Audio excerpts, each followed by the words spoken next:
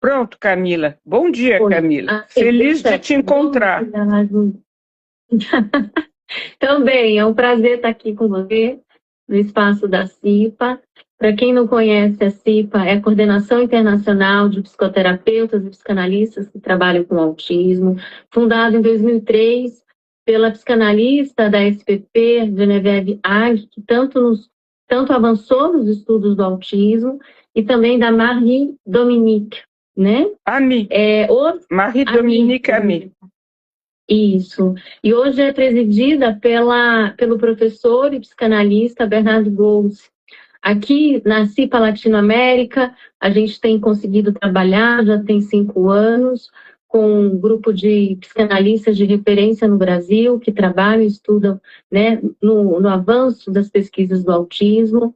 A CIPA também, para quem não conhece, ela tem como compromisso articular canais, também com outros avanços de outros campos de pesquisa, neurociência, a genética, né? E também é nesse sentido que a gente convidou hoje a professora, né, psicanalista Marie-Christine Lazic, uma referência no campo do autismo e também membro da CIPA, né? Eu gostaria, né, de dar algumas instruções aqui nessa manhã, né, de trabalho com vocês. A Lazic tem 1h30 para poder, né, o que ela propõe hoje para a gente, e a gente também, durante 20 minutos, eu vou estar lendo as perguntas que vocês podem estar escrevendo aí, para a gente poder passar para a Lazic e ela também responder as perguntas para a gente poder realizar, assim, um debate. Então, eu passo agora a palavra para a Lazic e a gente começa a nossa... E dá para a gente aumentar a tela ou não? Ou tem que ficar assim? Pronto. Bom, se não dá, a gente trabalha na telinha pequenininha, né? Porque senão... Bom, a gente, como vocês veem, nós somos excelentes psicanalistas de bebê e de autista e péssimas tecnológicas, porque certamente tem jeitos, por exemplo, de aparecer o texto embaixo, que eu digo, de botar meu rosto inteiro, mas eu não tenho essa competência, mas existe, tá? Eu estava vendo justamente o Nazir Ahmad de uma live, estava perfeito. Olha, primeiro eu quero dizer que eu entrei na CIPA, não só porque eu gostava da Genevieve Aga, eu devo ter entrado quase que no começo, 1 ano ou 2 depois, mas também porque eu achava muito importante os psicanalistas lacanianos fazerem parte também da CIPA, que no início foi mais uma construção do que a gente chama escola inglesa de psicanálise. A Genevieve Aga era a escola inglesa, ela trabalhou com a Tustin.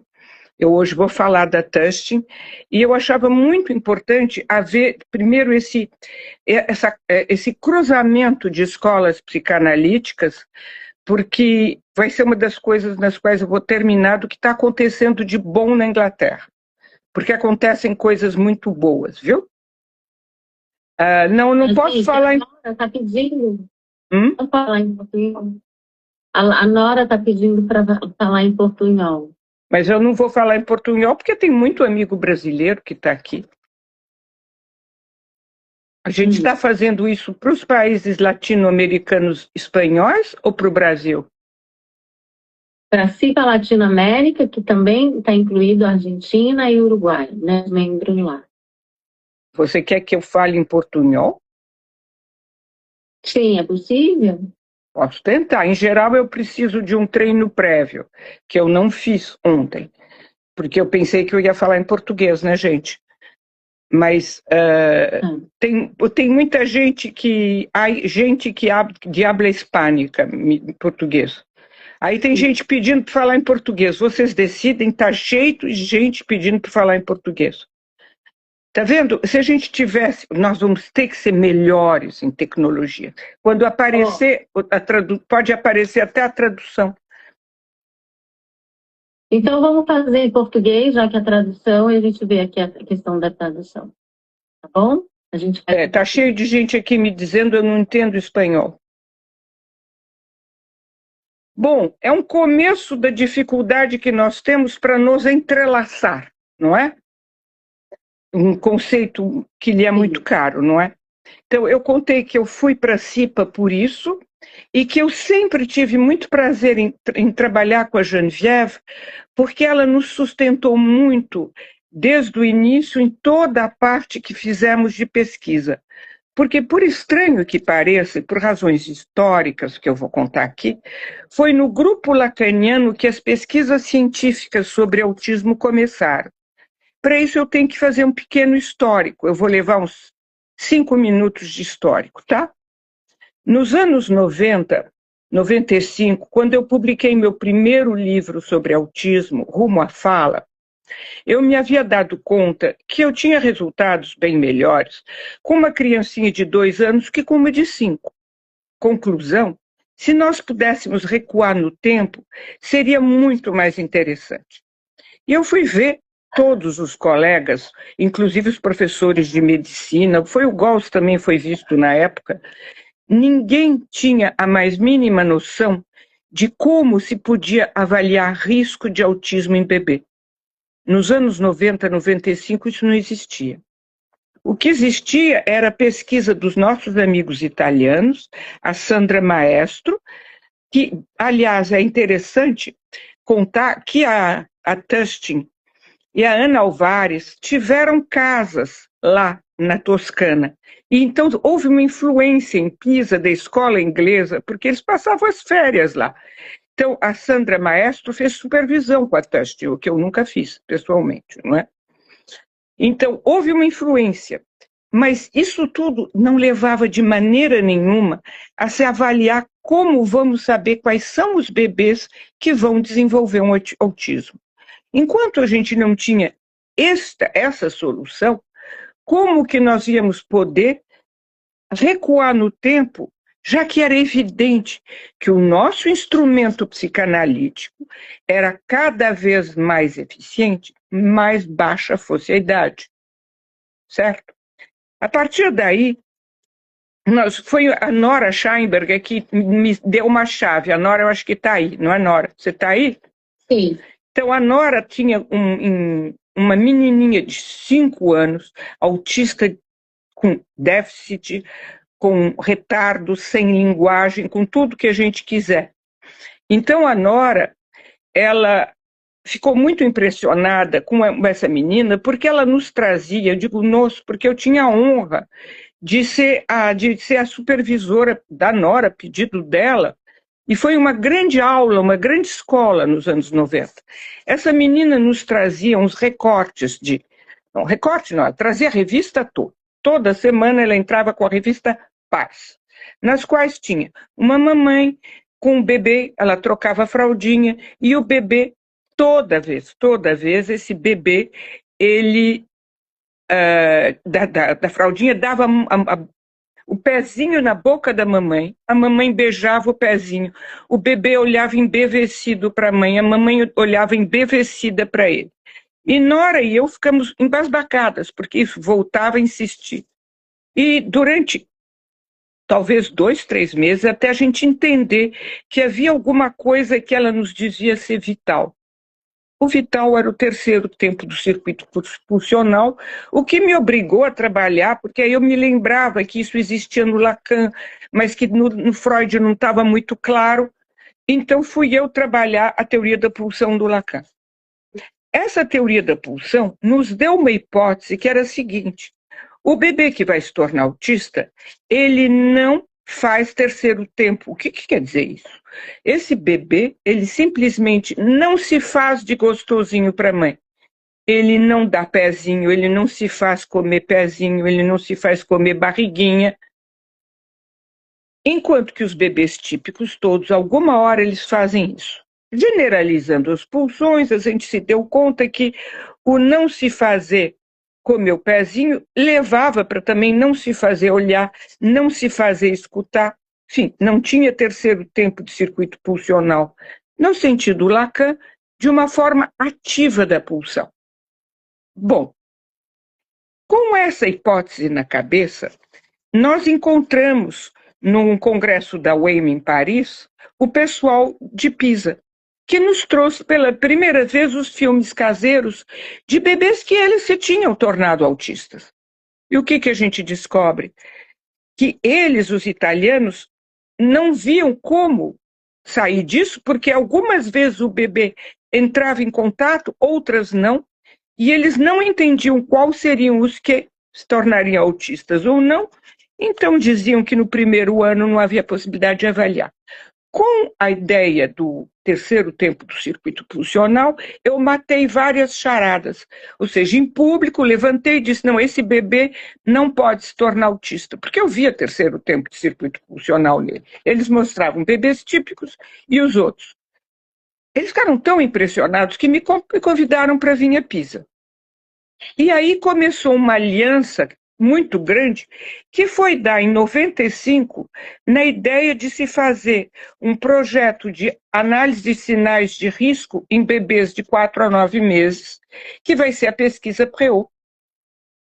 Essa pesquisa foi se desenvolvendo, ela vai só ser publicada em 2017, porque nós não tínhamos muito dinheiro, mas fizemos uma pesquisa a partir de 14 mil bebês, dos quais guardamos 12 mil.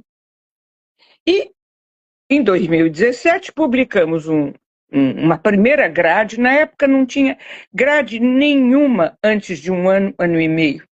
A melhor era o MChat com 18 meses. Nós publicamos uma grade que era com 4 e 9 meses.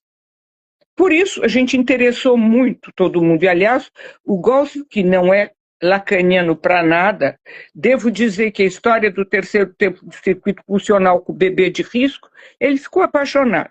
Então, por acaso, foram os lacanianos que começaram. Enquanto isso, o pessoal de Pisa continuou fazendo pesquisa. E eles encontraram um sinal de risco muito interessante que vai ser publicado em 2007 pela primeira vez, 2008, que são os movimentos gerais. Porque a história dos movimentos gerais, que é importante para a história da gente pensar o bebê de risco, os movimentos gerais são movimentos, então, que o bebê tem de maneira espontânea, desde a vida fetal, eu vou voltar a isso, porque agora nós estamos trabalhando com vida fetal, desde a vida fetal o bebê tem esses movimentos gerais, e eles serviram para o Prestel para poder ensinar a avaliar entre os muito grandes prematuros aqueles que teriam paralisia cerebral dos outros. Então, isso são pesquisas que começam nos anos 70, 80, 90, e lá no Stella Maris, em Pisa, lá com a turma que a gente conheceu do professor Muratori e da professora Sandra Maestro, essa que trabalhou com a testing, eles tinham um vizinho de sala, que era o Tchone, que trabalhava direto com o Prestel, porque o Centro Stella Maris é um centro de excelência para pesquisa sobre bebês, patologias em bebês. Então, em 2005, 2004, o Muratori e o Prestel tomaram um café e disseram, será que nos bebês que se tornaram autistas existiriam problemas motores? Quem sabe? Aí foram olhar, tinha um tal de Fagavá que estava lá para fazer tese de doutorado, que é um lugar que recebe psiquiatras para fazer tese da Europa toda. Esse Fagavá estava lá para fazer tese, disseram, vai fazer a tese sobre isso. Então foram olhar todos os filmes caseiros que eles tinham, sobre bebês que se tinham tornado autistas, olharam também filmes caseiros de bebês típicos. Ficaram muito surpresos, porque descobriram que, por exemplo, os movimentos fidget, que são pequenos movimentos assim dos bebês por volta dos 3 meses e meio, 4, eles compareciam em filme caseiro em 70%, 80% dos filmes dos bebês típicos. Alguma hora aparecia. Aí foram procurar nos bebês que se tinham tornado autista, pouquíssimos, quase nenhum. E um ou outro que acharam tinham desenvolvido formas de autismo de alto nível, que é para se conversar também disso. Então, descobriram que os movimentos gerais eram muito mais pobres que nos filmes caseiros dos bebês típicos. Enfim, era uma primeira pesquisa, foi publicada, saiu, e num primeiro tempo o Muratori ficou muito entusiasmado com isso. Ele veio ao Brasil, falou do assunto. Eu, boa lacaniana, não era nada ligada com pesquisa científica, sabe? Então, eu ouvia o Muratori falar de motricidade, e eles publicaram, inclusive, em 2017, ele e a Sandra Maestro, um artigo que saiu em francês, dizendo, tá bom, o autismo é uma patologia do laço, mas a causa é motora. Causa motora. Para mim era muito difícil. Então, por outro lado, nós na França sempre trabalhamos desde o início, pelo menos em parceria, em cruzadinha com o pessoal da psicomotricidade francesa ligada ao Boulanger. Vai ser muito importante eu chegar lá, porque eu vou ter que chegar na Iris e na Tustin. Mas nós trabalhávamos de parceria, isso é, elas conheciam coisas e nos ensinavam, e o Boulanger não falava de movimentos gerais, nem de movimentos fidget, mas ele há muito tempo dizia que os bebês que vão se tornar autistas ou que têm distúrbios do neurodesenvolvimento, eles ficam paradões, eles não conseguem lutar contra a força gravitacional. Então isso nos interessava bastante, mas daí aceitar a ideia de que uma das causas poderia ser motora, era muito difícil. Por outro lado, vamos tecendo as coisas um pouco historicamente. Há muito tempo, como eu vi centenas de crianças com autismo e bebês, eu havia notado uma correlação entre dores gastroesofágicas e autismo. Mas eu me lembro, em 2012, de um encontro nacional em inglês na França, em que eu levanto essa questão e a Lisa Uss me diz, mas não existe publicação científica sobre isso. Não existia, não. Nós não conhecíamos. Então, em 2018, eu começo a trabalhar com a Annick Beaulieu, que foi minha estagiária, porque a Annick Beaulieu, ela é uma fisioterapeuta, osteopata, que depois fez uma longa análise, fez psicologia, fez um doutorado. Esse doutorado ela faz enquanto ela está assistindo e me colaborando com os meus bebês. E o doutorado dela vai ser sobre a dor. Por que é importante? Porque, de repente, ela vai descobrir todas as pesquisas americanas sobre dor gastroesofágica. Eu hoje vou ter que contar para vocês que as primeiras publicações datam dos anos 60. Bom, nós em 2012 não conhecíamos. É para falar que como esse intercâmbio entre ciência e psicanálise é difícil, esse intercâmbio entre as diversas escolas de psicanálise é importante, não é? Então, por acaso, são os lacanianos que fazem a pesquisa Préau e que então estão numa coisa de procurar sinais de risco. Mas eu demorei para entender que o Muratori tinha razão. E precisou um bebê muito, muito importante na minha vida entrar nessa história, que foi o... Eu estou tentando lembrar do nome de guerra dele. É um bebê colombiano que chega com ele chega com 13 dias, porque ele é irmão de um autista que nós atendemos. Eu não fui analista do Henrico, baixei o nome de guerra dele. Eu não fui analista do Henrico, mas eu fui consultante, fui eu que vi, há 10 anos antes do nascimento dele, o irmãozinho, que era autista de carteirinha, e mandei para a doutora Claire Favreau em análise, que atendeu ele 3 vezes por semana. Então, quando a mãe fica grávida e o pai também, são pessoas que nós atendemos como consultantes. Nós fazíamos as entrevistas pai e mãe no Centre Alfred Binet, com o Dr. Toiti, que é titular da Sociedade Psicanalítica de Paris, com quem eu montei nós montamos um seminário sobre autismo durante 30 anos. E nós montamos 16 jornadas internacionais sobre autismo. Mas tudo isso que eu estou contando para vocês a gente não sabia. Para dizer que é um mundo de pesquisas que caminha. Bom, O que é interessante com esse Henrico, que nasceu no dia 30 de janeiro de 2000, ele nasceu em 2018. Ele tem um monte de dificuldades orgânicas, eu vou voltar sobre algumas, porque algumas eu vou ter que confessar que eu aprendi em 2025 quais eram. Havia publicação nos Estados Unidos, Camila, sobre isso, desde os anos 50, 60. Só que não tavam, as coisas não estavam juntadas. Bom, esse Henrico, quando a gente manda ele aos 2 meses e meio, eu estou atendendo ele desde 1 mês e meio, a Nick está atendendo ele desde 13 dias como osteopata, porque ele nasceu com a boca torta, ele nasceu com um monte de problemas, então a Nick está atendendo ele desde esse momento, e eu vou começar a atendê-lo com 1 mês e meio.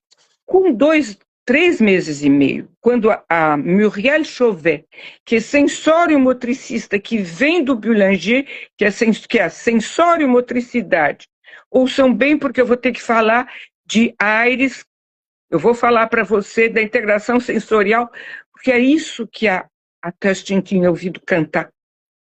Daí os saberes dela, mas vamos chegar lá. A Muriel Chauvet está começando a se interessar seriamente pelos movimentos gerais, ela filma ele.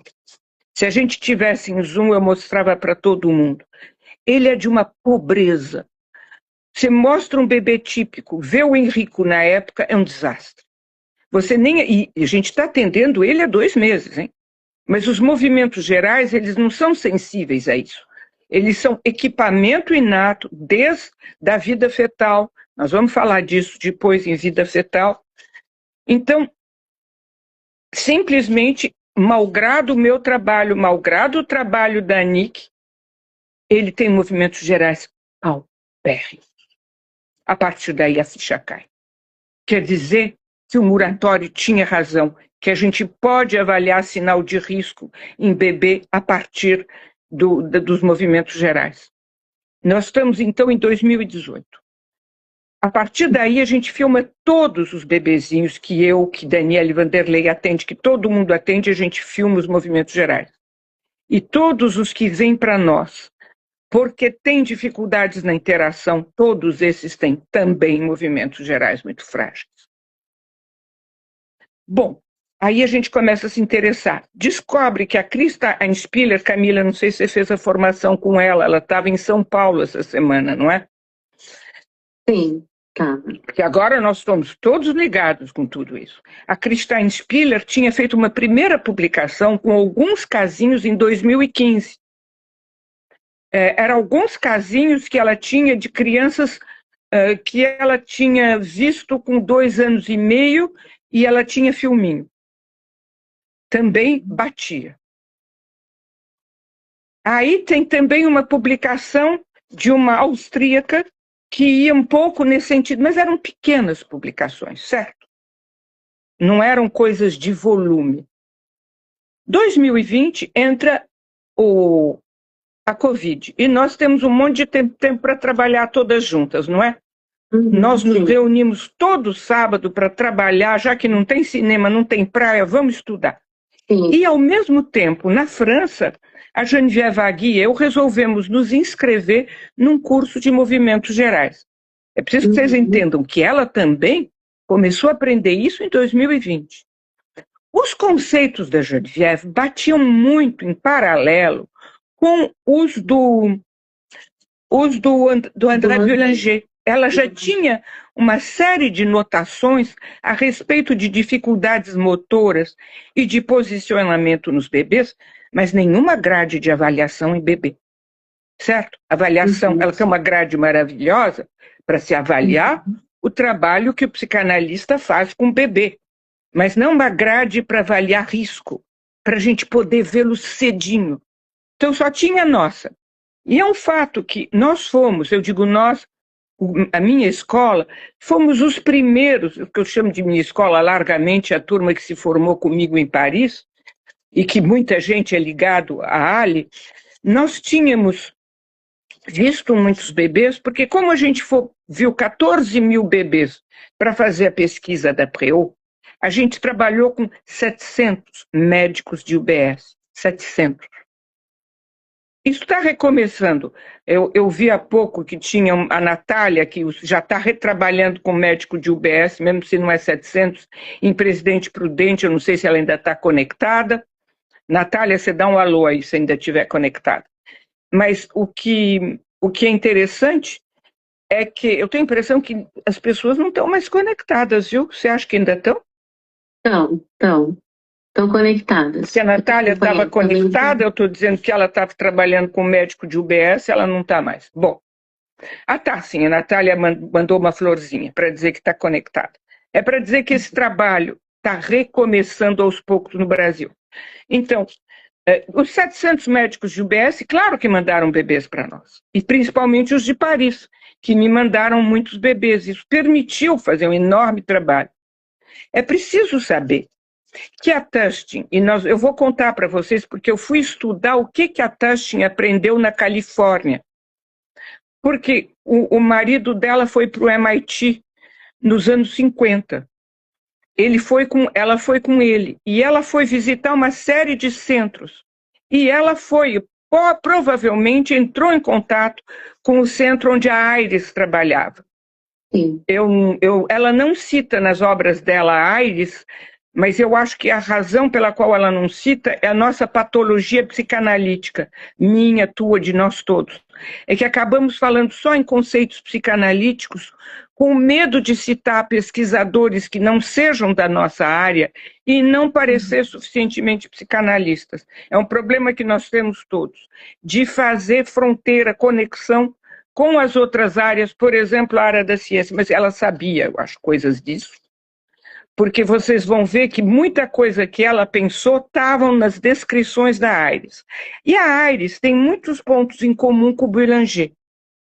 O que é interessante é que a Aires faz integração sensorial e nós temos no Brasil uma série de TOs formadas em integração sensorial, método Aires, com quem nós, psicanalistas, podemos trabalhar em parceria, para poder levar em conta todas essas dificuldades motoras do bebê. Então, eu estou contando a história. Estamos em 2020 e apaixonadas, aprendendo a reconhecer movimentos gerais, certo? Em 2022, a Annick Beaulieu, que começou a fazer uma pesquisa sobre os movimentos gerais de todos os nossos bebês. Porque a gente, antes de atender, fazia movimentos gerais com eles, certo? Mas tinha que juntar tudo isso. Então, ela começou a juntar, hoje tem mais de 100 bebês, os bebês franceses e alguns brasileiros da Danielle Vanderlei, que também tinha mandado para ela os movimentos gerais. Então, a Annick estava tentando ver se esses bebês que nós atendíamos, como eram os movimentos gerais dela. E nisso, a Annick cai num artigo de um japonês chamado Doi, que publica numa das revistas que chama-se Scientific Report, é uma das revistas da Nature. É um japonês que é psiquiatra, pesquisador em tempo integral, nunca ouviu falar em psicanálise, e que publica nessa revista muito prestigiosa um primeiro artigo, depois um segundo. O primeiro, ele olha movimentos gerais aos 4 meses de idade, 3 meses e meio, 4 meses e meio, centenas de bebês japoneses. Depois ele foi olhar o MChat. Vocês sabem todos que o MChat é o Golden Standard, isso aí o governo brasileiro adora, é o que pede o Ministério da Saúde, não tem, passa em MChat, aí passa o MChat, depois passa a DOS e depois manda para a aba porque é tarde, mais ou menos dá nisso, né? Mas o MChat é muito tarde para o trabalho que eu proponho de reanimação psíquica desses bebês, transdisciplinar desses bebês. Mas ele não tratou nenhum bebê. No Japão não se sabia avaliar risco em bebê, maravilha. Não se sabia tratar bebê, maravilha. Nenhum foi tratado, maravilha.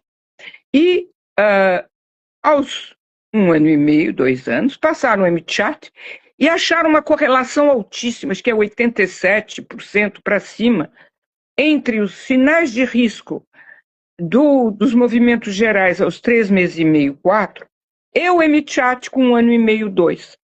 Ou seja, tínhamos uma ferramenta que permitia avaliar aos 3 meses e meio, a partir da motricidade, os bebês que iam estar em risco alto de autismo ao 1 ano e meio, 2 anos no MChat. Era a mesma coisa, porque a Preot também tinha achado isso, uma correlação muito alta com o MChat. Só que nós tínhamos tratado os bebês e sujado a pesquisa. Não sei se você entende o que eu explico, Camila. A maioria dos bebês que a gente viu, que assustavam, a gente tentou tratar. Então, sujou. Ele era limpinha, a coorte dele era uma beleza. Ninguém fez nada com esses bebês. Nós tínhamos uma pequeníssima coorte que a Lisa Ussi publicou sobre West Syndrome, mas era uma publicação com uns 30 bebês. Esses não tinham sido tratados. Eles eram bebês apresentando uma síndrome de West, 40% das crianças que têm West vão apresentar autismo, e eles tinham, a Lisa Ussi, tinha passado a grade Preot por princípio neles aos 9 meses, porque não dá para saber antes quando é que um bebê, sabe, West é uma espécie de patologia, uma das patologias de epilepsia em bebê. Não dá para saber antes de 6, 7 meses, 8, quem vai ter isso. Então, como não dava para passar com 4, ela passou com 9, mas ela não acreditava nisso, porque a Lisa Ussi dizia, com uma certa razão, vocês são franceses. Francês nunca publicou coisa sobre pesquisa. Se os americanos não acharam um sinal de risco antes de 1 ano, vocês não vão achar. Mas ela validou o sinal aos 9 meses sem querer, porque quando ela chegou para fazer publicações, o que era muito robusto na pesquisa dela era essa, que era muito robusta. Então o professor Cohen perguntou se ela queria publicar, ela publicou. Se eu digo isso, é porque os resultados dela são muito altos, é quase 100% das crianças. Então, como a gente poderia pensar que ela gostaria de ajudar a rede Preot? Não gostaria, porque ela não acreditava que francês pudesse fazer pesquisa publicável. Então, nós tínhamos já uma grade que tinha uma correlação, mas era a partir de um sinal ligado à pulsão. Claro que a gente não dizia pulsão, a gente dizia o tipo de interação que o bebê não faz com a família, não faz com a mamãe dele, nunca. Ele nunca se faz de gostosinho para oferecer pezinho, mãozinha, se fazer olhar, se fazer escutar. Ele até pode responder, mas ele não se faz. Mas a nossa publicação tinha saído numa revista de fator de impacto baixa, não muito conhecida. Aí, essa que saía sobre os movimentos gerais, gente, era muito importante, saía numa das revistas correlatas à Nature. A Nick me liga e diz, o que a gente faz? Eu escrevo para ele, eu digo, escreve? Claro. A gente escreveu, contou que nós mesmos tínhamos uma coorte de bebês que a gente tratava com risco de autismo e que esses bebês, eles estávamos olhando todos os movimentos gerais, se interessava a ele fazer trocas de coorte. Porque a publicação japonesa do DOI, ela não era feita com o olho, como vocês aprendem com a Christa Einspieler a fazer. Ela era feita com um computador com inteligência artificial. Será que a gente acharia a mesma coisa olhando, já que nós somos treinados para isso? Se interessava a ele. Ele disse, genial, é a melhor proposta que já me fizeram. Estou chegando. E o homem não topou trabalhar com a gente, veio trabalhar 6 meses em Paris com a Nick no hospital. Ele se mudou para cá para trabalhar. Aí as coortes foram cruzadas. Ou seja, estudou-se a coorte japonesa com o olho dos franceses, que é uma formação tipo Christa Einspieler, foi estudado a olho. A diferença é mínima entre o que o computador encontra e o que o olho humano treinado encontra. O que quer dizer que se depois, um dia, a gente quiser fazer pesquisas, vale a pena usar a inteligência artificial para esse tipo de coisa. Mas para a nossa clínica do dia a dia, quando qualquer um de vocês que está aqui me escutando quiser avaliar, tem que saber avaliar um pouco, ou ter colegas como a Pérsia, que nos ajudou muito. Então, a gente deve muito a uma brasileira de São Paulo, que é a Pérsia Grivak, porque a Pérsia tinha se formado com o próprio Prestel. Ela tinha ido para lá nos anos 80, porque a Pérsia tinha em São Paulo uma clínica que atendia muito grandes prematuros, muito gravemente comprometidos. Foi a primeira clínica da América Latina, melhor, tal. Então, ela tinha o hábito de trabalhar com movimentos gerais, não para autismo, hein, gente? Ela não entendia nada de autismo e nem nós de problemas orgânicos, certo? Mas quando ela tinha ido, aliás, a Pisa, imagine você, ela foi a Pisa, mas não foi encontrar o Muratori, claro que não. Ela tinha ido a convite do colega do Prestel, o Cioni, porque toda essa turma trabalhava junto.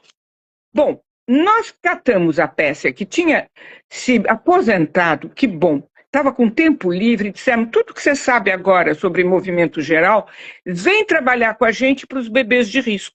Que é o que ela está fazendo direto, não é? E, então, o que é muito importante é que esse DOI vem para Paris, vem trabalhar com a gente, e sai uma primeira publicação no qual eu tenho a honra de ter meu nome, mas é muita gentileza, porque eu entro nisso só de apaixonada, de estimuladora, daquela que está carregando toda essa ideia do trabalho transdisciplinar entre a psicanálise e as pesquisas científicas. Mas o primeiro autor francês é a Annick, mas eu tenho que lembrar vocês que a Annick fez formação em psicanálise, é membro da ALI, mesmo se, digamos que 90% do tempo dela é de pesquisadora agora, mas ela atende também bebês e mães com de situações muito precárias, não dá para eu contar tudo isso aqui. Mas, enfim, começa essa parceria que não acabou, gente. Não acabou. Então, sai uma primeira publicação em 2026, em que tem o nome de 4 psicanalistas, membros de uma sociedade psicanalítica. A Annick é ligada à CIPA de Paris também, não sei se você sabe, viu? Assim como a Muriel, tem o nome da Muriel. A Muriel também é ligada. E sai, então, na verdade, há uma ligação de nós todos com a CIPA de Paris, viu? Uhum. Porque havia uma abertura muito grande da Geneviève para tudo isso, por conta já da sensibilização que a Tustin tinha para isso tudo. Porque o mundo psicanalítico, se não, era muito fechado a pesquisa, vamos dizer a verdade, né? Bom, e acho que até em torno da Tustin foi, porque eu pedi para a IA essa noite me ajudar a olhar quem são os autores que a Tustin cita. Ela não se permite citar a AIDS, por exemplo, que ela com certeza aprendeu muita coisa de lá. Mas eu acho que é uma coisa de ficar citando só o mundo da psicanálise para não ser tratado como alguém que não é psicanalista, entende? É um mundo violento da psicanálise, eu preciso dizer isso. Eu acho que está mais do que na hora da gente se abrir completamente para a pesquisa, porque nós temos até hipóteses a propor. Vocês veem, a hipótese do terceiro tempo foi uma hipótese que derivou da psicanálise, se mostrou interessante para a pesquisa. Agora, nós estamos trabalhando para mostrar como a questão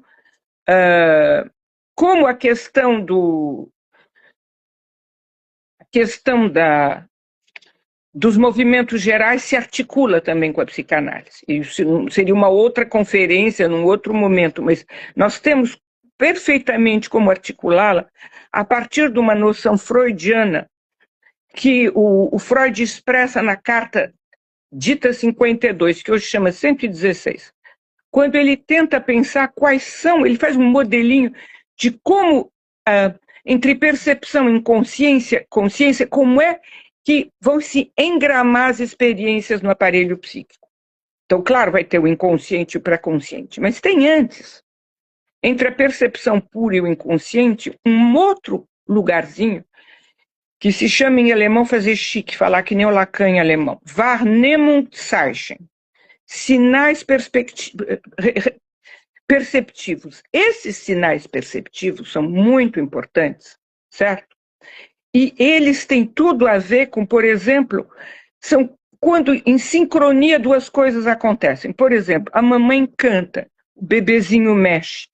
Se ele mexe no movimento da canção da mãe, vai haver uma engramação no aparelho psíquico dele da sincronia entre o movimento, a percepção do movimento que ele faz e a canção da mãe.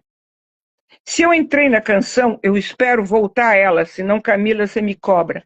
É que hoje em dia, nós todos, dos dois lados do canal da Mancha, hein? Porque a Ana Alvares está nessas coisas também, nós estamos muito interessados no aspecto prosódico das falas. A Ana Alvares fez uma conferência na Fundação Tustin, e eu convidei ela fez para mim de novo em Paris, foi muito apreciado pelos psicanalistas lacanianos, uma conferência sobre a importância do aspecto prosódico da voz quando a gente se interessa a um autista. Mas isso é verdade para todos os bebês do mundo, na relação entre o bebê e a mãe. Porque essa musicalidade, que nós que fizemos pesquisa sobre psicolinguística, esqueci que nós havíamos publicado coisas também sobre a questão da voz. Que é muito importante, porque a Zilbovicius é uma brasileira de São Paulo que publica 2 páginas na Nature, acho que por volta de 2010. Muito importante a pesquisa dela. Ela diz assim, 2 páginas na Nature, você tem que ser claro e só pode sair o que está aprovado. Em crianças de 4 anos, como em jovens de 20 anos autistas, o sulco temporal superior, que é uma parte do cérebro que trata a informação, é uma parte do cérebro social que vai tratar a voz. Ela é muito menos desenvolvida do que num bebê, numa criança típica de 4 meses, numa pessoa de 20 anos. O STS, sulco temporal superior, ele é todo engruvinhadinho. Aí explode. A imprensa, assim, mais pública diz, descobrimos a causa do autismo. É porque a criança tem um defeito inato no cérebro, o sulco temporal superior dele não é bem desenvolvido. Virava um problema orgânico inato do cérebro. Eu sei que há problemas orgânicos inatos, mas não são do cérebro. São aqueles que vão tornar a relação entre o bebê e a mãe muito difíceis. Isso tem. Mas não é o cérebro, ele vai se construir. Mas isso fechava tudo, entende? Porque se é isso, então é só esperar ter 2 anos para fazer aba mesmo, né? Já que é um defeito no cérebro. Mas nós estávamos interessados numa coisa em paralelo, ligada à minha experiência com os italianos de Pisa. Eu estava muito impressionada com o fato que eles também diziam que às vezes os bebês nos filmes caseiros respondiam para as mães, às vezes não. Quando? E eu me embasbaquei com um garotinho que respondia lindamente. E eles me tinham mostrado essa sequência, eu achei que aquele garotinho nunca se tornaria autista. Isso levou a uma imensa pesquisa sobre prosódia de manhês. Pesquisa que foi feita depois entre a equipe de Pisa, a hipótese era minha, mas foi uma equipe imensa em Pisa, uma equipe imensa em Paris, as que bancaram isso. Aqui foi a Catherine Saint-Georges, que fez a tese dela, o doutorado dela em neurociência sobre isso, e a Raquel Cassel. Mas entraram 1.500 pedaços de filme, não sei quantas pessoas, tudo foi visto em duplo cego, e se chegou à conclusão, de fato, que quando havia um certo tipo de prosódia que os psicolinguistas chamam de prosódia do Menyes, os bebês que iam se tornar autistas mais tarde, eles respondiam. E só respondiam se houvesse essa prosódia. Então, isso acabou de vez com a questão das zilbovícios. Porque se eles respondiam à prosódia do Menyes, isso quer dizer que sulco temporal superior um pouquinho havia no início. Porque você só ouve prosódia com sulco temporal superior.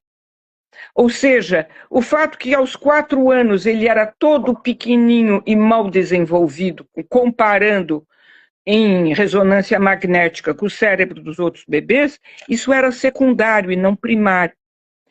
Isso não era uma causa, era um efeito. Como eles não podiam olhar, não podiam se interagir, acabavam fazendo que o sulco temporal superior deles, que é o que trata a voz humana, não se desenvolvesse. Então, isso foi muito importante porque acabou com a causa de organicidade do sulco temporal superior. Isso também foi pesquisa que nós fizemos, não é? Que foram muito bem recebidas na CIPA e pela Geneviève, claro. Mas havia um senão. Alguns dessas crianças que se tornaram autistas, em alguns momentos, não respondiam. Por quê?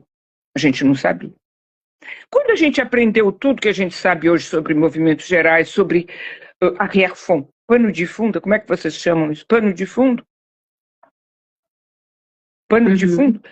A gente resolveu rever, e foi outra brasileira, Laura Roman, que fez a tese de doutorado dela, que saiu agora em 2024. Ela retomou todos aqueles filmes dos bebês que se tinham tornado autistas, os que não respondiam a prosódia e os que respondiam. E o que ela descobriu? Que os que respondiam, eles estavam com as costas inteiramente apoiadas, acredita? Para ele poder responder a prosódia do Menyes, tinha que ter o corpinho todo apoiado. Você vê como a pesquisa sobre prosódia e voz se articulava, então, com a pesquisa sobre movimentos gerais e os conhecimentos da AGA, que vem da Aires, e do Boulanger sobre a questão dos apoios de costa, certo? Então, tudo isso era apaixonante. Então, por isso nós estamos tão interessados nos movimentos gerais. Então, eu tenho a honra de ter meu nome nessa pesquisa. Agora, o que está sendo preparado, e deve sair daqui 1 ano e meio ou 2, eu estou no máximo, talvez saia antes. E provavelmente vai sair na Scientific Report, porque depois que a gente publica, a mesma equipe é recebida para a pesquisa seguinte. É a pesquisa com os nossos bebês. Porque o que nós fizemos foi rever todos os bebês japoneses, desculpa. Mas os japoneses reviram todos os nossos bebês.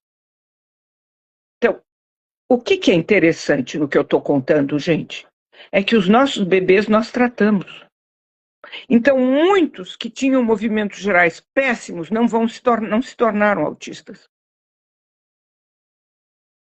Ou seja, o que aconteceu no meio teve um efeito.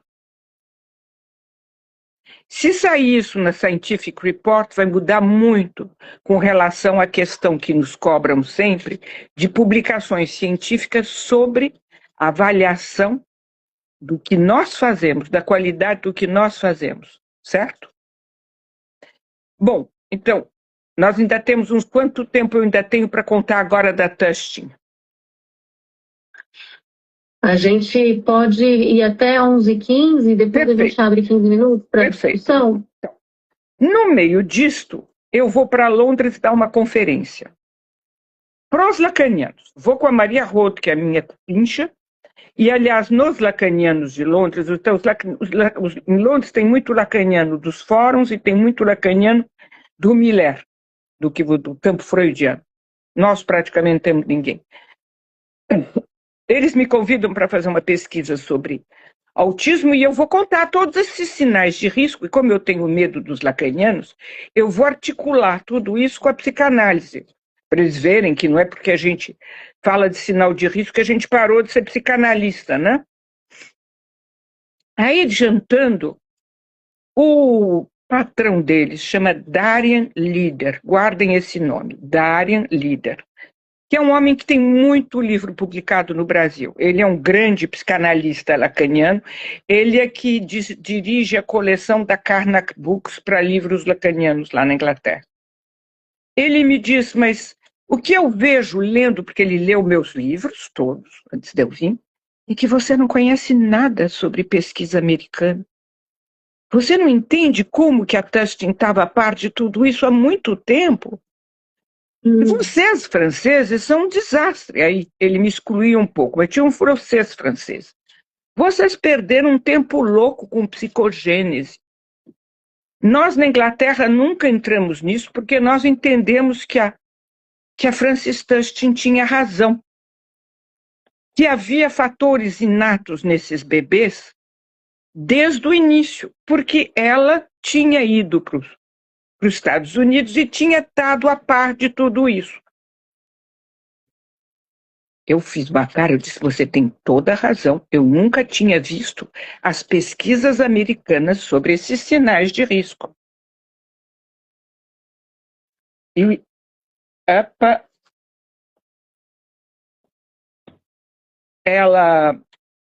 então, o que ela conheceu? Ela conheceu duas coisas, e ela não o cita, é engraçado, né? E eu acho que ela não o cita, não é por mau caráter, eu acho que é para ficar citando o autor, ela tem que ser adotada pelo campo kleiniano. O que ela está fazendo já é revolucionário. O campo kleiniano tem que aceitar que aquilo ainda é psicanálise. O Melzer teve problemas, eu acho que vocês sabem, não é? Bom, para poder ser aceita, ela tem que se mostrar, mas ela sabia o quê? Tudo que a Iris tinha desenvolvido na Califórnia, nos anos 50, que é o momento onde ela está lá, essa Iris vai estudar todos os problemas de sensorialidade. Só um minuto que eu acho que eu sou capaz de pôr aqui no meu telão para falar para vocês. Bonitinho. Pronto, eu vou botar aqui. Até escrevi para falar bonitinho para vocês. A Jean Iris, que morreu em 1970, faz tempo disso, hein, gente? Ela é ergoterapeuta, neurocientista, ela vai criar integração sensorial e ela trabalha com bebês. Então, ela vai descobrir o quê? Que existem, de maneira inata, distúrbios sensoriais, que todo o sistema neurosensorial do bebê está afetado desde o início, que existem distúrbios motores inatos, que esses bebês se retraem, se fecham por causa da sobrecarga sensorial. Eu queria traduzir essa frase para você. O que eu entendo por sobrecarga sensorial? Claro, quer dizer que se tiver muita luz não suporta, muito barulho não suporta. Nós sabemos o quanto as crianças autistas não suportam barulho, não suportam recreio, não suportam coletividade, tudo que é agitação. Isso é sobrecarga sensorial. O que a gente não pensou é que quando a gente não tem filtro para sobrecarga sensorial, é falta de filtro. Nasceu com um invólucro de proteção faltante. Não tem filtro também para sobrecarga sensorial da preocupação materna primária.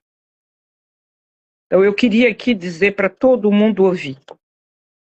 É tão absurdo dizer que os problemas provêm da mãe, porque a mãe suficientemente boa do Winnicott, ela é o quê? É uma mãe que tem uma preocupação materna primária, está de acordo? E o meu amigo Joshua Durban, que está agora trabalhando na Califórnia e que é o papa hoje em dia dos analistas da escola da Tustin, com quem eu sempre conversei faz 2 meses, não sei, então, uma data precisa, faz 2 meses eu contei para ele todo o problema das nossas novas pesquisas sobre toda a parte de sensorialidade, que eu ainda não tive tempo de contar para vocês, que esses bebês me ensinavam que tinham uma sensorialidade, terrivelmente sensorialidade frágil. Mas foi em 2025 que eu vou encontrar Camille Perrolet, que faz uma tese de doutorado sobre isso, que é fisioterapeuta, osteopata, foi a Nick que descobriu ela retomou na literatura científica, o problema é sempre cruzar o que a gente sente, pensa com o que existe já de publicado, de publicar de maneira séria, com duplo cego, o que a gente quiser.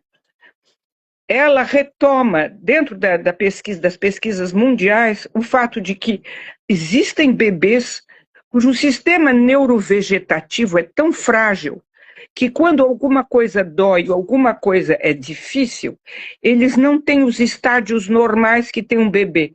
Um bebê tem um primeiro estado de alerta, segundo, terceiro, quarto, ele entra em estado de pânico.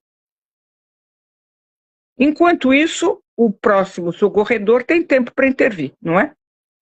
Esses bebês que não têm esse sistema de proteção, deu uma dorzinha, deu um barulhinho, deu qualquer coisa, o estado de pânico é imediato.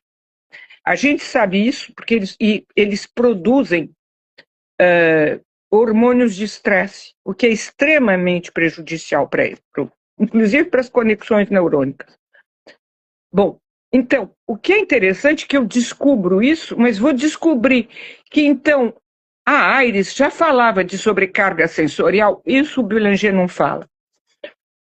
Ela fala, claro, de tacto, todas as questões tácteis, esses bebês que são extremamente frágeis.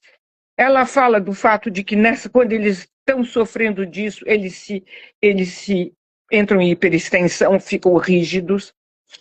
E ela fala também das dificuldades de movimento. Havia um outro pesquisador, que eu não sei se essa é certeza que ela teve acesso a tudo isso. Então, a Iris, a gente conhece porque ela reuniu tudo isso no trabalho da integração sensorial, certo?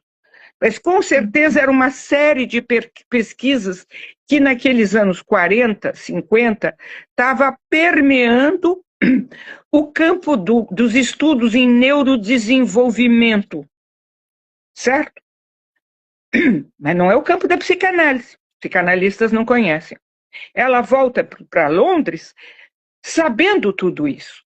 Então, ela sabe de cara, Tustin, que aquela mãe que chega com uma criança de 2, 3, 4, 5 anos para ela, porque não chega ninguém com 2 meses lá, certo? A escola inglesa nunca viu bebê de 2 meses. Fui eu que vi, eles não. Porque nós inventamos grades para ver os bebês. Mas ela sabia, quando via a mãe da criança de 2, 3, 4 meses, ela sabia muito que essa mãe tinha sofrido horrores. Gente, pensar que esses bebês não suportam a preocupação materna primária quer dizer o quê? Uma mãe se preocupa porque o bebê está com um pouco de febre. O que eu vou fazer? Ela para, diz assim, puxa, o que eu vou dar? Se ele sobe para 40, nem se fala. Um bebê de risco se fecha. Ela não tem mais acesso a ele. Uma mãe que tem uma preocupação materna primária se preocupa de não ter mais acesso ao bebê. Ela chama. No que ela chama, ele sente ansiedade. Como ele não suporta a sobrecarga sensorial, a ansiedade dela é insuportável. Ele se fecha mais ainda. Uma boa mãe, a mãe que tem uma preocupação materna primária, ela se preocupa, por que o meu bebê não me olha? Mais ela se preocupa, mais ele se fecha. Daqui a pouco ela está enlouquecida. Ela está enlouquecida e a partir daí todo mundo vai dizer que o problema é dela. Eu estou fazendo curta a história, certo? Mas essa é a história curta de todas essas mães. Depois a gente encontra lá mais tarde, do jeito que elas podem. A única que foi capaz de dizer, ela está nesse estado, porque ela viveu coisas terríveis quando o bebê era pequeno, era a Frances Tustin. Porque ela tinha conhecimento de todas essas pesquisas da Califórnia, todas as pesquisas americanas, que eu estou reunindo com o nome de Iris, porque a Iris fez elas serem conhecidas, certo?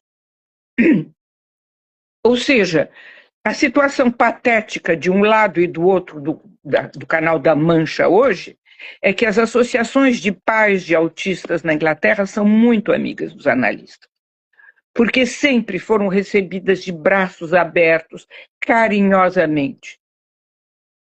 E eu sei que, infelizmente, ainda hoje, por mais que se seja gentil com uma mãe que chega com uma criança autista, é muito difícil, em sendo o estado de despedaçamento dela, de pensar, ela foi demolida pelo bebê. Ela foi demolida pelo bebê. E não foi dela que provém o problema. E isso aqui é uma revolução que nós vamos ter que fazer. Conclusão, na França, a aba se instalou ainda mais facilmente porque as associações de pais de autistas estavam com muita raiva da psicanálise. Porque muitos deles, que são pais de autistas de 30, 40 anos, há 30, 40 anos atrás tiveram experiências dolorosas, certo? E até hoje eu ouço dizer que há fatores... Os psicanalistas têm medo de dizer não. No autismo, os problemas são inatos. Agora, eles vão se tornar dramáticos e vão demolir o meio ambiente. O meu amigo Joshua Durban, que adora as fórmulas curtas, diz: "These babies are killers." Eles são assassinos, esses bebês. Bom, o que mais ela devia ter consciência? Eu não sei, porque eu nunca ouvi a Geneviève falar de problemas de gastroesofágicos, mas o pior é que tinha gente trabalhando sobre isso, gente nos Estados Unidos.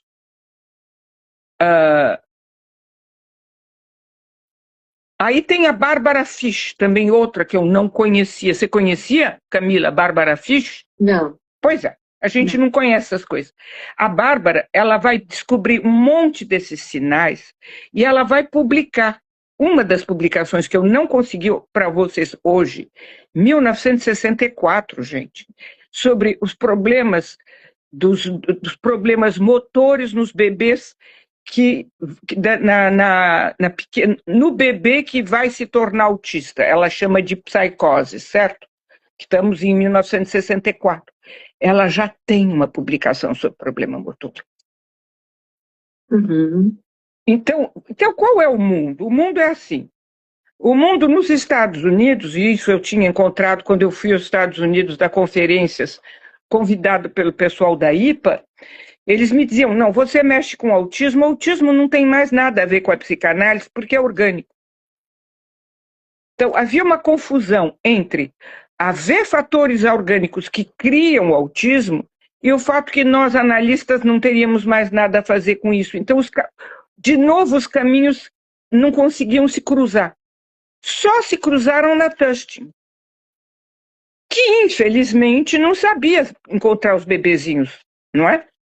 Agora, o Trust da Tustin, que faz o congresso dele em São Paulo, agora em final de julho, início de agosto, nos encontrou, convidou a Anique, eu, a Muriel, e nos demos um show lá na Tustin. Resultado, nós não tínhamos nem pensado de não estarmos em São Paulo. Vou apresentar um outro bebê. Porque o que é importante para a turma da Tustin, e vai estar a Jean Magnana, que é uma pessoa muito importante dos psicanalistas ingleses, é que eles pensavam tudo isso, mas eles não tinham sinais de risco para poder fazer grades que permitiam encontrar os bebês. Mas isso quer dizer que hoje não há mais distinção entre nenhum tipo de psicanalista, um pouquinho de cultura, porque o livro do Darien Lieder vai sair na Penguin Books, eu acho que todo mundo vai ter que ler. Ele é um homem muito respeitado no meio lacaniano. Então eu espero que os lacanianos do continente passem a pensar como os lacanianos da Inglaterra, que esses bebês não suportam nem sequer a preocupação materna primária, ou seja, uma boa mãe, no sentido do Winnicott, esses bebês, eles se fecham com ela. Uhum. Tá bom dito assim? Sim. Eu te deixei mais para discussão, mas posso falar mais, sabe? Sim. A gente pode abrindo para discussão, as pessoas podem fazer perguntas, e eu também gostaria de acrescentar, né, uma curiosidade, Lazique. Aqui no Brasil, o método AIRES, ele foi trazido pela Califórnia, pela Heloísa Grotz e a Maria Cristina de Oliveira. Inclusive, a Tina, ela fez já um curso aqui no Entrelacer, porque quando eu as conhecia quase 15 anos atrás, vindo lá da França, eu conheci o método Boulanger. E eu conheci a Heloísa Grotz, e ela vieram da Califórnia, no final da década de 70, elas formaram o Instituto do Método Ayres aqui em São Paulo e formaram desde a década de 70 muitos terapeutas ocupacionais eu sei. com essa abordagem da integração sensorial. E algo que sempre me chamou a atenção foi algumas similaridades, né, do método Ayres com o método Boulanger. Elas não conheciam o método Boulanger, nunca tinham ouvido falar. Tem um filme dos dois conversando juntos, viu, sobre os métodos. Eles mesmos sabiam Boulanger, tem um filminho sobre os dois batendo papo. Elas não conheciam o método Boulanger. O que eu fui entendendo é que era muito esse diálogo tônico-emocional, né? O método Ayres também integra e convoca os pais para essa construção, né, desse envelope corporal junto com a criança. E aí é curioso que a Genevieve Aga, ela foi supervisionando a da Tussi, né? Então, saber que a Tussi trocava com Ayres, agora eu entendi. Eu não sei se ela trocava. Eu acho que ela teve medo de trocar, eu vou ser até aí.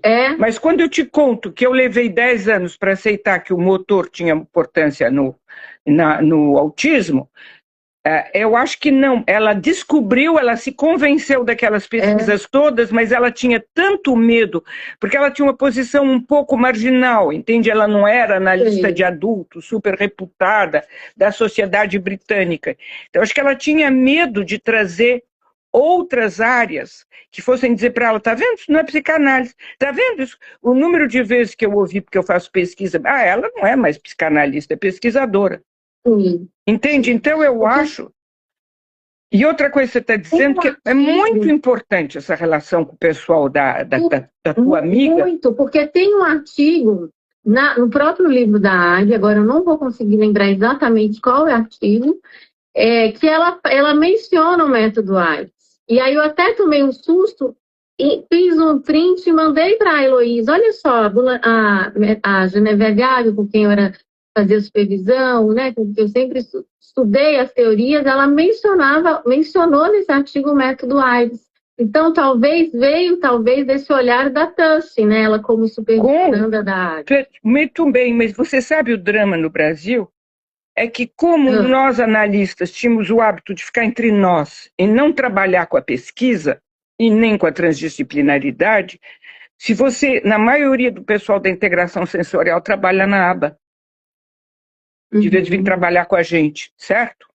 Então, a gente precisa trazer esse pessoal para trabalhar conosco no precocíssimo. Porque temos a sorte, por enquanto, que a aba não sabe tratar bebê de 2 meses. É formidável. E nós vamos ganhar muito tempo com isso, entende? Mas é um fato que nós podemos, no Brasil, aproveitar muito o método Ayres. Nós teríamos que fazer alguma conferência junto com ela. Eu proporia que a CIPA... até já foi na sociedade. Ela foi convidada pela sociedade, né, no evento do autismo, mas não sei se conseguiu. No Entrelacê, ela já deu aula, né, no curso Corpo e Psiquismo, mas acho que seria interessante, né, fazer essa articulação mais próxima. Elas gostam muito de trabalhar mais com os psicanalistas, a gente sabe disso. A Daniele está me contando aqui que lá na Bahia, mas a Daniele é a transdisciplinaridade personalizada, viu, o NIP? Porque ela fez tese com Quando eu conheci os italianos de Pisa, a Daniele foi atrás, ela foi procurar, ela foi pesquisar. A Daniele fez a Raquel Vim. A Daniele trabalha com a neuro, com a transdisciplinaridade, mas a gente tem que pegar esse caminho, entende? E nós temos que pegar esse caminho porque isso permite que nunca mais se ouça falar de psicogênese. Cuidado, não quer dizer que não existam mães doentes. Todo mundo tem direito de ser doente. Há muito tempo existem na França hospitais dias para mães psicóticas, para mães gravemente deprimidas que passam muito mal no momento do nascimento do bebê delas. É uma outra clínica. Ela existe, mas não é a clínica do autismo. E é bom lembrar que e nos estudos epidemiológicos sobre centenas de mil dossiês de autismo, a correlação com mãe deprimida é baixíssima, tá? Mas isso a gente esquece, a gente no nosso meio tem tendência a fazer essa confusão. Então, é muito importante a CIPA ser a portadora dessa transdisciplinaridade, porque você, quando deu e contou qual era o ciclo da CIPA, você pulou um pedacinho. Então, eu vou retomar o ciclo. É a Coordenação Internacional de Psicanalistas e Psicoterapeutas e Profissões Afins. Está escrito no papel timbrado. Ou seja, pode ser membro da CIPA... E profissionais que trabalham com a psicanálise. Não. Trabalham com o autismo. Olha aí a nossa maneira de... Trabalham com o autismo. Então, por exemplo, a Muriel é da CIPA. Entende? Então, nós temos... Sim. Isso talvez a CIPA seja uma plataforma necessária para que esse encontro se faça, que é um encontro difícil. Porque quando os pesquisadores americanos descobrem tudo isso, eles perdem o terapêutico. A Iris descobre tudo isso, mas a gente não sabe trabalhar com ela, nem nós com eles, entende? Então, essa articulação é muito importante. E acabar de vez com a psicogênese, entende? Sim, sim. Porque isso a proposta da CIPA é exatamente propor, né, esse diálogo com outros campos e esse avanço, né, da pesquisa do autismo a partir desse diálogo interdisciplinar, né? Essa que é a maior marca da CIPA. Alguém que gostaria de fazer uma pergunta? Tem a Daniele queria intervir, ela pode muito bem intervir, não pode? Não é só pergunta, falar também do que está acontecendo de bom. Você quer intervir, Daniele? Ah, não dá para passar a voz, né? Só pode escrever. Mas ela está nos lembrando aqui que a Ana Marta Ponte é excelente TO e participou da nossa escala de avaliação de autismo, a Labirinto, e da pesquisa de doutorado, né, da Daniela, sobre autismo sem deficiência. Ela vai publicar brevemente. Eu gostaria, Lasnik, se possível, alguém quer fazer uma pergunta? Com licença, pessoal. Tem algumas perguntas que foram enviadas durante a live. Eu posso enviar para você, Camila, e você pode ler. Leia em voz alta, leia aí. Vai lendo. Tá bom, eu vou... A Milena perguntou, é necessário fazer uma formação para se fazer uso da sua teoria? É a Milena, a psiquiatra da Bahia, que está me fazendo essa pergunta? É Milena o quê? Só um minuto, eu vou procurar. Eu acho que a Milena Pondé que estava aqui. Se for Milena, é uma piada, por isso que se for outra pessoa, a resposta é diferente, não é? A Milena Pondé é uma maravilhosa neuropsiquiatra que trabalha com a Daniela na Bahia. De Bastos. Ah, não. Então, Milena, nós temos uma rede no Brasil que se chama RIEP, da qual praticamente todos os membros da CIPA são membros também, e que é uma rede internacional de estudos de psicanálise e psicopatologia do ínfance. E nós, de fato, nós temos formações muito intensas para colegas pediatras, psiquiatras e analistas muito formados já, para poder saber fazer isso. Quer dizer, fazer a parte psicanalítica do que eu estava contando. Porque é evidente que para se trabalhar a integração sensorial é lá que se forma, não é? O que nós estamos aqui propondo na CIPA é o trabalho comum entre essas diversas áreas. Os psicanalistas que trabalham com o bebê, os psicanalistas que fazem pesquisa e os psiquiatras que trabalham com pesquisa e os pessoal da integração sensorial, são TOs no Brasil, não é? Isso, são TOs. Pronto. Porque a psicomotricidade, às vezes eles fazem a formação, né, mas eles exigem que seja terapeuta ocupacional para fazer a formação do método AIRES. É assim que eu entendo. Se alguém quiser me corrigir, vocês confirmam aqui na mensagem. Tá bom. Tinha outras perguntas? Sim. Margaret D'Arezzo, o nome do livro. Que livro? Que eu estava falando do meu? Tem o dela, que fala só o nome do livro, não especifica. E depois tem da Cláudia Regina, que fala que poderia colocar o nome do livro brasileiro citado por Marie. Então, tem um dos meus, mas vocês veem, coisa que eu contei já está aqui. Aqui tem Tá dando para ver psicanálise genética? Sim, tá dando. Mas tem muita coisa, porque nós estamos... A psicanálise, se ela trabalha com a ciência, se ela trabalha em transdisciplinaridade, ela é um campo aberto de pesquisa permanente no campo do autismo. Isso que a gente tem que entender. Tá. E a CIPA é um lugar onde isso se divulga. Sim. E então, a gente tem ainda mais 10 minutinhos? Tem mais perguntas? Tem, da Psico Gabriela. Vocês se referem a todo diagnóstico de autismo, seja nível de suporte 1, 2 e 3? Então, acho que essa pergunta que eu gostaria de aproveitar o gancho e escutar melhor, né, Lasnik? Quando você vai, então, nos dizendo que quando há essa pobreza dos movimentos gerais, isso vai dificultar, sim, essa criança poder entrar nesse jogo pulsional e, portanto, vai, né, desdobrar para possíveis entraves no desenvolvimento psíquico dessa criança. Como que você vê, o que a gente poderia pensar nesses entraves que iriam para uma geração de um retraimento mais agressivo ou um retraimento, né, relacionado do tipo autístico? Como você, né, a partir da A tua pergunta é muito importante, muito importante.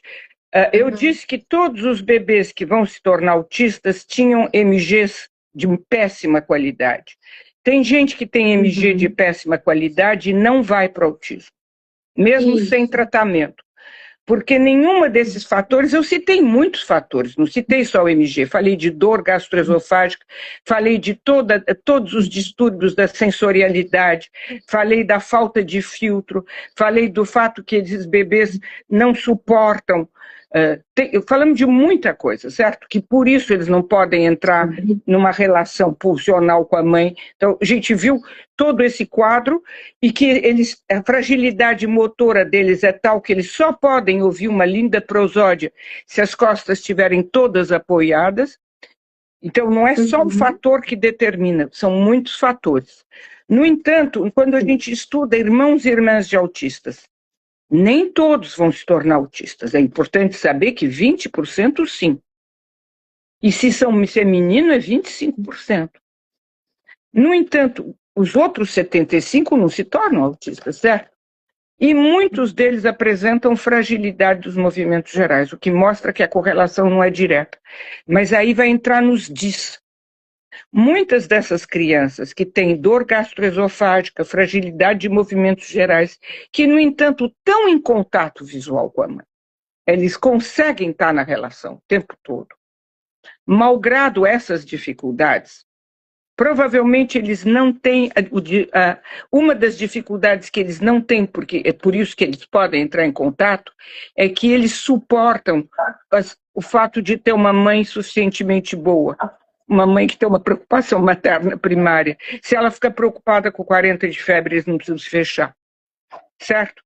Mas esses irmãos e irmãs, eles muitas vezes vão estar no espectro dos distúrbios do neurodesenvolvimento, nos DIS. Porque são muitas vezes crianças que não vão engatinhar direito e que vão, então, para ser crianças agitadas, que vão ter problemas que a gente vai encontrar com 2, 3, 4 anos na escola.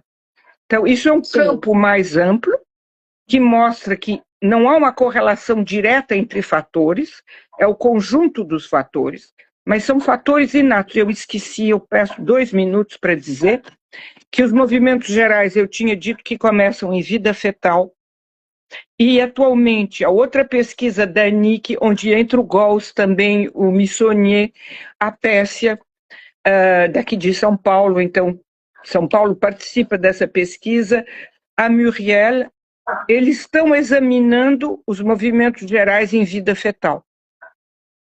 E já há alterações desde a vida fetal, e o que é muito interessante é que esses bebês a gente vai poder tratar mais cedo ainda.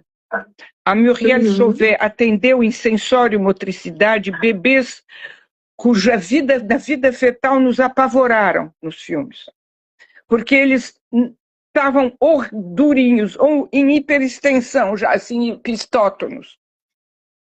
Mas atendendo com 2, 3 semanas, Em 3, 4 meses, eles tinham retornado a uma motricidade, a uma organização corporal muito boa. Então, aí, isso é muito importante. A gente está trabalhando também com vida fetal. E isso vai ser uma outra publicação. Por enquanto, ainda não tem publicação. Sim. A gente tem mais duas, a gente tem 5 minutinhos, tem 2 perguntas, uma da Cacau, a outra da Patrícia Távora, né? Então. Para você, Lazique, você consegue fazer uma correlação entre as pobrezas das experiências sensoriais com a dificuldade do brincar simbólico? É interessante, né? Eu vou deixar a Lazique responder, que é toda a minha tese de doutorado, que tem no meu livro essa correlação, né, da experiência sensorial. Eu vou deixar você responder, querida. O que eu sei é que quando você tem dificuldades sensoriais imensas, a tua dificuldade em entrar em contato com o outro, que é constitutivo para nós do aparelho psíquico, é muito grande. E o brincar simbólico é retomada de jogos. Você sabe quando a gente brinca de comidinha, brinca de casinha, a gente está retomando num nível sublimado o terceiro tempo do circuito pulsional. Sim. É porque a gente deu o pezinho e a mamãe disse, que delícia! Que a gente vai dar comidinha na boca e vai brincar de casinha, vai ser uma boa mãe para a própria boneca da gente. Então isso começou lá nos 2, 3 meses. E é evidente que o que vocês chamam de... Acho que é isso que vocês chamam de jogos simbólicos, não é? Brincar de casinha, brincar de médico, tudo isso faz parte ou não? Porque sim. É porque é só para ter certeza que eu não estou errando quanto o conceito, entende? Você sabe que as escolas não usam o termo simbólico da mesma maneira. Então, por exemplo, brincar de comidinha, brincar de ser uma boa mamãe, brincar de ser um médico, tudo isso demanda, claro, uma identificação ao outro, mas antes disso, de ter sido o objeto do prazer do outro. Desse outro sujeito, como diz o Freud, a respeito do terceiro tempo do circuito pulsional. Então, não teve... E se o bebê tem muita sensorialidade à flor de pele, ele não consegue entrar em contato com essa mãe. Patrícia, eu sugiro, né, no meu livro, inclusive, eu trabalhei com a CORT, né, que a gente comentou, da Lisa Usa, onde a gente pôde até diferenciar esses bebês UF, puderam ir para uma relação sem ser um funcionamento autístico ou não, de como era a diferenciação desse engajamento do brincar simbólico. Depois, se quiser, eu escrevo aqui o nome do livro, você pode procurar, a gente tem mais 3 minutinhos. Vou aproveitar e fazer a pergunta da Cacau, e diz, Cristina, você fala das dores gastroesofágicas e as dores que sofrem bebês internados em UTI por muito tempo. Como você pensa sobre isso? Cacau, isso é um horror.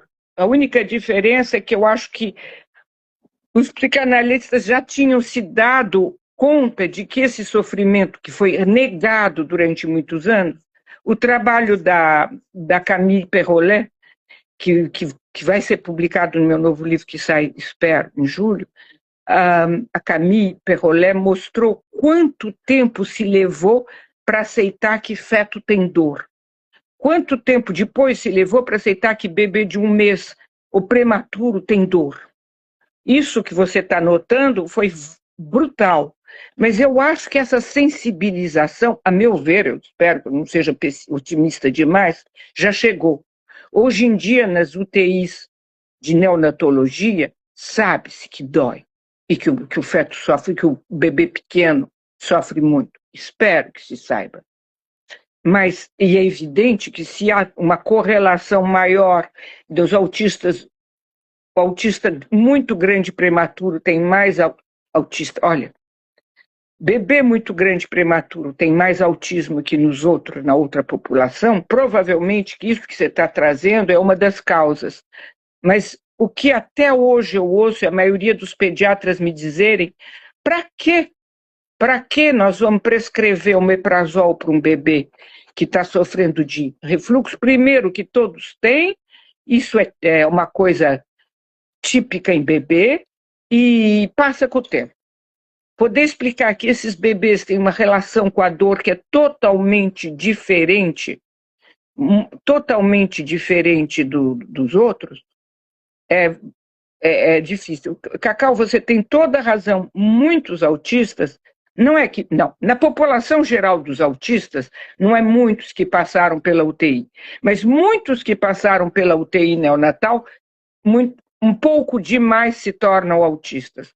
Ou seja, a UTI neonatal é um fator de risco importante para o autismo, você tem toda a razão.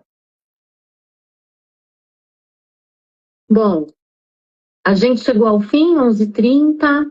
Gostaria de agradecer a presença de todos vocês, sobretudo da Maria Cristina Lasnik, por essa bela exposição tão rica, né, e tão significativa para nos lembrar a importância de pensar a psicanálise a partir desse viés da clínica interdisciplinar. Como a Lasnik mesma comentou no decorrer da discussão, a CIPA ela tem muito essa proposta. Então, acho que é nesse momento onde a gente cada vez mais perde espaços, né, por outras linhas de trabalho, a CIPA tem uma possibilidade da gente poder ali abrir espaços de reflexões e mesmo de luta, né, de entender que a psicanálise ela é viva e possível, sim, de ser uma direção clínica com essas crianças. Talvez fosse legal mesmo a gente pensar em vocês, convidar a tua amiga, não é? A divulgação também, e também gostaria de vocês acompanharem, né, ali a nossa página da CIPA. A gente tem ali um projeto de fazer um site e, sobretudo, de fazer correlações com os eventos que acontecem em Paris, onde, né, como a Lasnik é tão portadora, né, dessas pesquisas mais atuais, que às vezes a gente não consegue acompanhar com tanta facilidade. A CIPA é um espaço propício para isso, e o nosso projeto é que haja, por exemplo, traduções ou cursos onde as pessoas que vão aderir à CIPA possam ter acesso a essas discussões que acontecem, né, lá na França. Quer falar, Lasnik? Desculpa, interrompi sua palavra. Não, eu estava pensando que a gente podia pensar num encontro montado assim com a tua amiga do Método Aires. A Heloísa Grotz. A gente poder... Por que a gente não consegue trabalhar tanto? Porque todas as frentes que nós abrimos, que seja, nós temos frentes em Presidente Prudente, em Cuiabá, bom, eu devo dizer que a Cláudia conseguiu bolsos, mas em Manaus é toda uma luta para poder obter que o pessoal da Aires venha trabalhar conosco. Então, eu acho que seria muito interessante a gente pensar que a gente pode fazer uma coisa na CIPA. Sim. Encontro, podia convidar a Muriel a fazer um encontro com todo o aspecto sensório-motor, toda a integração sensorial e a psicanálise discutindo junto. Sim, e as convergências também, né, do Aires, do Boulanger.